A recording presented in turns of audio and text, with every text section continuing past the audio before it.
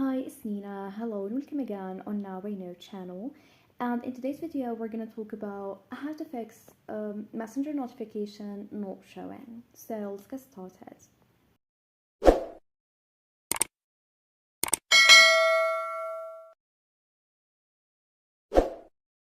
Well, if you don't receive Messenger notifications, there's two reasons why.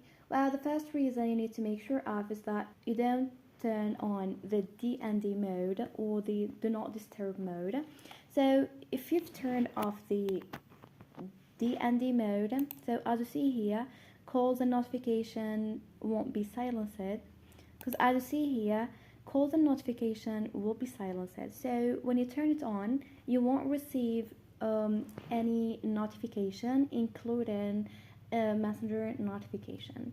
Now the second reason here, we're gonna go in your settings, and then we're gonna look for notification and control center, so tap on it, and then hit the first option, app notifications.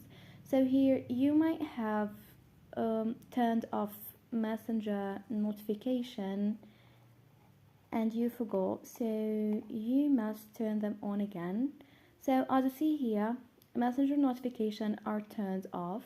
Now turn them on to receive any notification on messenger.